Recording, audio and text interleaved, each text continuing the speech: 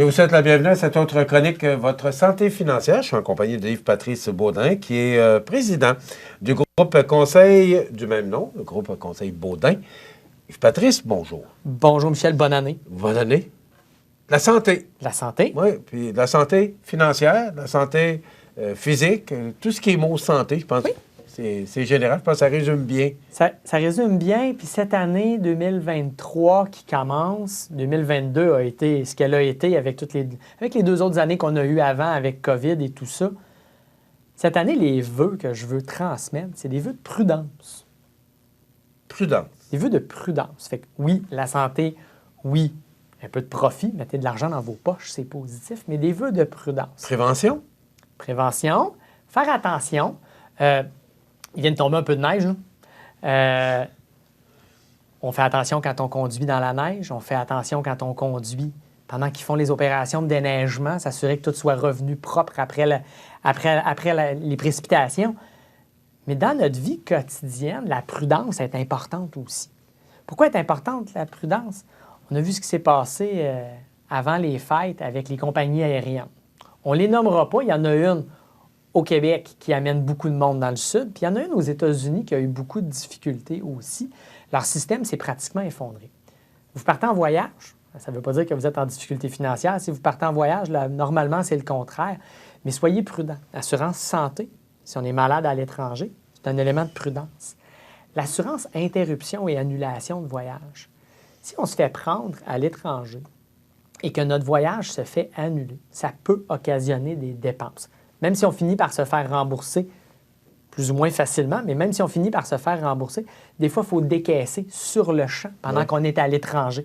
Donc, c'est important de penser à ça. Et si on a une assurance interruption, annulation, là, c'est la compagnie d'assurance qui ramasse la patate chaude pour nous, puis qui s'arrange avec les problèmes avec la compagnie d'aviation. C'est un bon point. Si on n'a pas ça, on a le trouble. Hein? Donc, il faut consulter. Il faut avoir des liquidités. Oui, mais c'est ça. Ça prend de l'argent.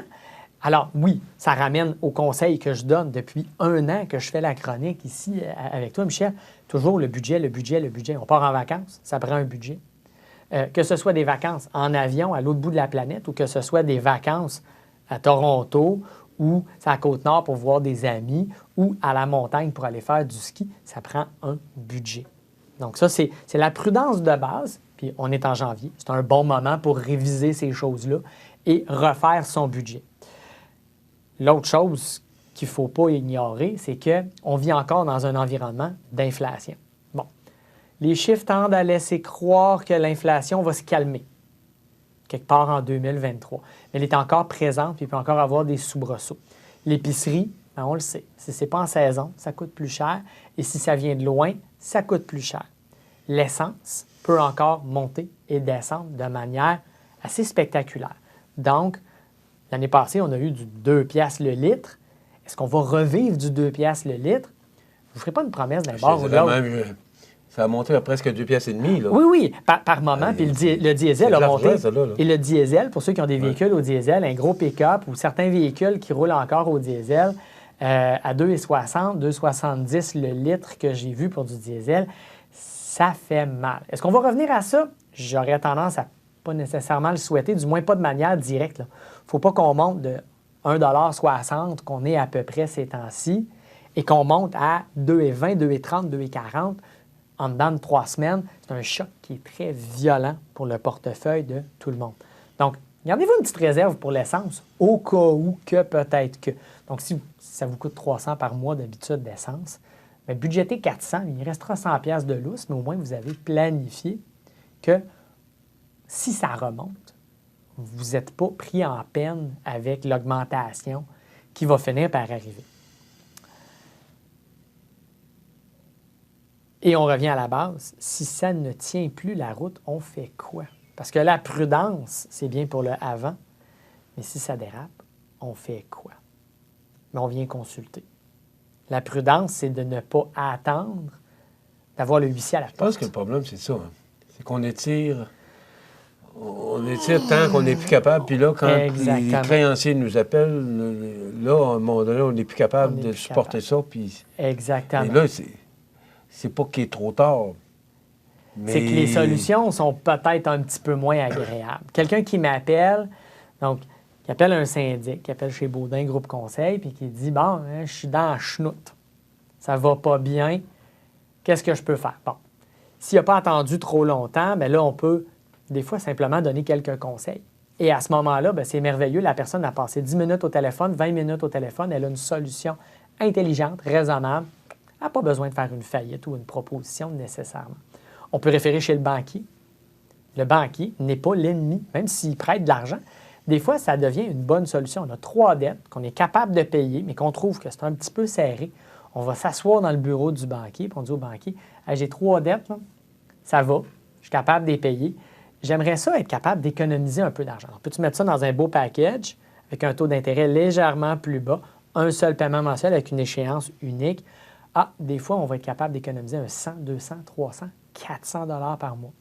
Banquier, courtier hypothécaire pour ceux qui sont propriétaires de leur maison. Des fois, il y a de la valeur cachée dans une maison. On a une maison qui vaut 300 000, on a une hypothèque de 100 000. Mais si on a 50 000 $ de dette à problème, on peut renégocier l'hypothèque, ça devient une solution intéressante. Si c'est un petit peu plus problématique, un petit peu plus grave, bien là, on tombe un peu dans la logique de « ça va pas bien, je me sens pas bien, je vais aller chez le docteur ». Un syndic autorisé en insolvabilité, c'est un docteur du portefeuille. Notre travail, c'est d'aider les gens à se sortir de leur pétrin financier. Donc là, on peut utiliser nos outils à nous, faillite, proposition, pour aider les gens à se sortir de quelque chose dont on ne peut pas nécessairement se sortir tout seul. Donc, ça ne tient plus la route. Mais on peut toujours s'en sortir. Oui. Moi, c'est ça que j'ai compris comme message depuis un an, c'est qu'on peut toujours s'en sortir. Il y a toujours des solutions. Exactement. Il y en a toujours une. Et la faillite, qui est la solution que, bon, depuis un an, je dis tout le temps, Michel, tu le répètes parce que tu as un vécu aussi, tu as vu neiger, pour revenir à ce qu'on a vécu dans les 3 derniers jours. La faillite, ce n'est pas une solution agréable. Mais ce n'est pas fatal, ce n'est pas la fin du monde, ce n'est pas l'apocalypse. Une faillite, c'est tout simplement comme si votre ordinateur est planté, la mémoire est saturée et que l'ordinateur, il avance plus. Alors, on fait quoi? Il répond plus. Là. On clique avec la souris, on peut-être le clavier, ça ne fonctionne pas. On fait quoi? Il y a un piton en bas, un piton reset. Là. Pèse sur le piton reset, puis on redémarre. Bon, on va peut-être perdre un fichier. On va peut-être avoir à redémarrer en mode protégé pendant quelques secondes pour s'assurer que tout va bien avec l'ordinateur. Mais après ça, il va fonctionner. Bien, quand on fait une faillite, c'est un peu la même chose. On tombe en mode protégé, les créanciers ne peuvent pas vous attaquer, tout passe par le syndic. Et après la faillite, bien, on repart. On est encore vivant, on a encore des revenus, on a encore un travail. C'est facile de trouver du travail ces temps-ci pour ceux qui ont la capacité et la volonté d'avoir un emploi. Bien, on peut même changer d'emploi, en trouver un meilleur qui nous paye mieux avec des meilleures conditions de travail, parce que l'économie est propice à ça. Donc, on se refait financièrement. Mais se refaire, c'est pas juste avoir du crédit, c'est avoir de l'épargne, c'est avoir des actifs, peut-être un jour penser à acheter une maison. Parce qu'on peut se refaire. À la limite, on doit se refaire. C'est simple, okay. C'est le seul effort qui est nécessaire. Après une faillite, là, il faut comprendre, c'est important qu'on peut se refaire, ou qu'on doit, ou qu'on va se refaire. On va se refaire. Je n'ai pas encore vu, sauf quelques rares exceptions, là, puis souvent, c'est des gens en fin de vie qui viennent nous consulter, qui, eux, n'ont pas le besoin nécessairement de rebâtir leur crédit. Donc, si on prend une personne qui est retraitée, qui est malade, des gros problèmes de santé, qui vient faire le ménage par une faillite ou une proposition, ils ont le droit de rebâtir le crédit. Est-ce qu'ils en ont réellement le besoin? Peut-être pas. Mais quelqu'un qui travaille, quelqu'un qui n'est pas à la retraite, ou même un jeune retraité, quelqu'un qui est à la retraite, mais qui est encore très actif, qui a des revenus de retraite qui sont convenables, ravoir du crédit, c'est possible, c'est normal et c'est souhaitable. On veut réserver un billet de spectacle, bien, on le fait avec une carte de crédit parce qu'on le fait par Internet. Donc, l'outil est utile à avoir. On veut s'acheter une voiture, c'est pas parce qu'on est à la retraite qu'on n'aura plus de voiture, bien au contraire. Les gens conduisent jusqu'à loin dans leur retraite parce que c'est leur autonomie. Avoir une voiture, ça peut demander d'avoir du crédit à un moment donné. Ça s'achète cash un auto, mais ça prend une bonne mise de fonds à ce moment-là. Fait que faire une faillite, c'est pas fatal, c'est pas la fin du monde. Faire une proposition, tant mieux si on est capable. Bonjour, j'ai 100 000 de dette ou 22 000. Le montant n'est pas important. Je fais une offre aux créanciers qui va leur dire, bon, bien, je vais vous en donner un peu moins. Je vais être capable de payer ce que je vous offre. Le syndic va gérer le processus. C'est le syndic qui gère la patente, c'est pas vous, là. Et à ce moment-là, hop, le client est content parce qu'il se libère de ses patates chaudes, il se libère de son fardeau déraisonnable. La pression.